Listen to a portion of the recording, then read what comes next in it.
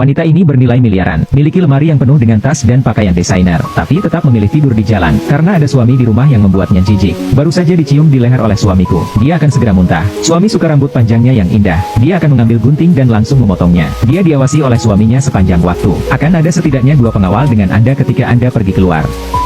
Bahkan jika Anda mengatakan sepatah kata pun kepada pria lain, sang suami akan datang dan membawanya keluar secara langsung. Ketika saya sampai di rumah, saya dipukuli oleh suami saya lagi. Kecuali wajah cantik ini, di tempat lain memar.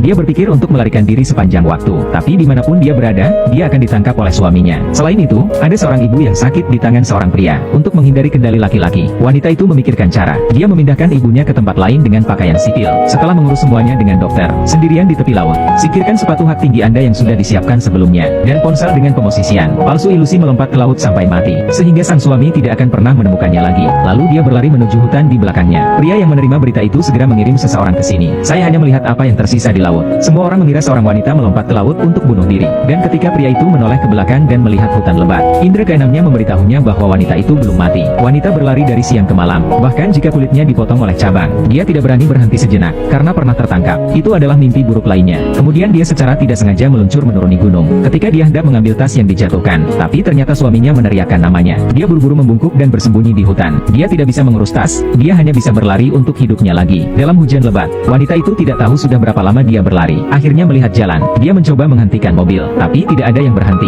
Dia tidak bisa menunggu lebih lama lagi, langsung memblokir jalan mobil di belakang dengan tubuh Anda. Akhirnya, pria di depannya membawanya pulang.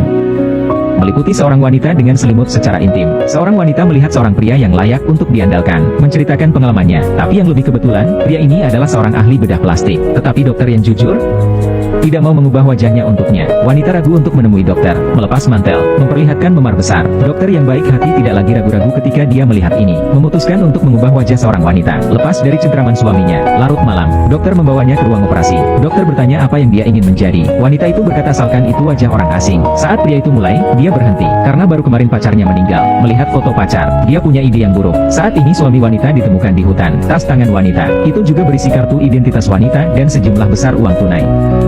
Dia lebih yakin istrinya tidak mati, hanya bersembunyi di suatu tempat. Wanita itu berhasil menyelesaikan operasi. Akankah dia mendapatkan wajah baru untuk mengubah hidupnya?